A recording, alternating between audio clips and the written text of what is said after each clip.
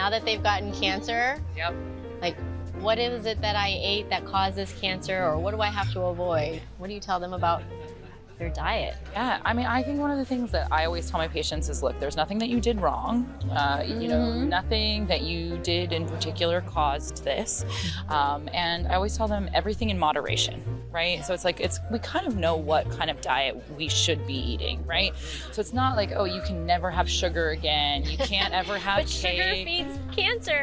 I eat a brownie, my cancer comes back.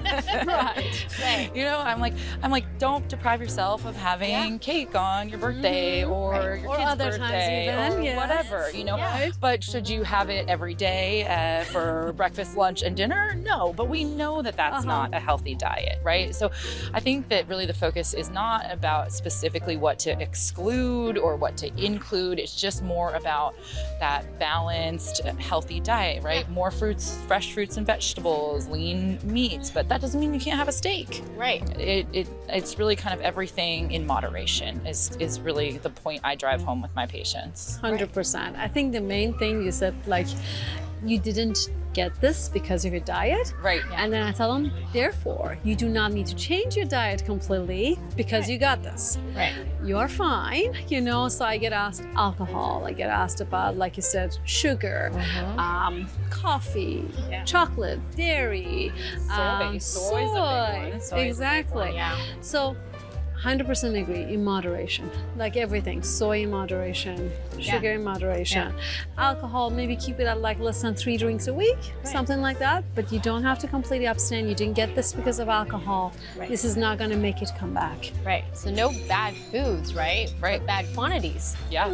right? Too much of anything is never good. Right. But what about all those books out there that says you need like so much flaxseed and you need to, you know, eat blueberries until you're blue in the face? And what about that? I mean, again, I think that points back to the everything in moderation. Like, even though blueberries have antioxidants in them, no, you don't want to OD, You don't want on to OD on them. blueberries, right? You don't want 10,000 You know, calories. They of- do have sugar in them. You can certainly overdo it with those things. People also ask, what supplements do I need to take? They're downing bottles of vitamin this and Or vitamin IV vitamins. Oh, even. yeah? Yes. IV vitamin C, IV vitamin B, like all of these things. Yes. And Yeah. again, not needed. Yeah. Right. Right? If you're eating a good balanced diet, you should be getting most of your nutrients from your diet. Now, that's not to say that there aren't patients out there who need to take additional calcium or need to take additional vitamin D. But again, those should really be the conversation with your physician and based on your actual levels and things like that, not just like, I need to go out and take 100 different vitamins. Right. Yeah. I feel like even if you overload on all of these super amounts of vitamin whatever, your body has to process it and get rid of it. Yep. Right? It's too much. And so additional stress on the body is never a good thing. And so there's no magic food, right? It's not like you can go and take this and you will never have cancer ever You again. don't need to go all vegan all at once. No. If you want to do it for whatever reason, Right. other reasons, that's fine. But you don't need to do it because you got breast cancer. Right. Right. Or you're trying to avoid breast cancer. Right. That is not going to do it. Yeah. And I'm sure we've all had vegan patients who have breast cancer. Yeah. We have patients who don't drink who have breast cancer. Yeah. We have patients who do yoga every day who get breast cancer. Yeah. You know, we certainly talk about risk reduction and things that you can do to help reduce your risk. But again, there's nothing that you 100% need to cut out or 100% need to add to help with those risks. Yeah. We're so lucky though, because we have an actual nutrition program. Yeah. Right? So when you have these questions, we actually have a program that's funded by philanthropy that helps all of our patients. It's free of charge to them, and we can assess their diet. We can assess what their needs might be. Just like how we take care of them for cancer treatment, we have to assess what they need in order to help them get to a better place, right? So if they have a perfect diet already, we're probably not going to add very much by changing that.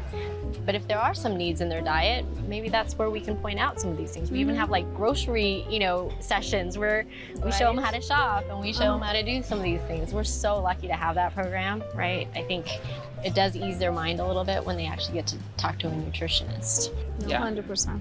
Yeah. Such a great resource for our patients. Like, it's really nice, just all of the ancillary things that we're able to offer our patients. And Yeah. that's certainly one of them. And they're right in the, they'll see them right in the breast center. And, Yeah.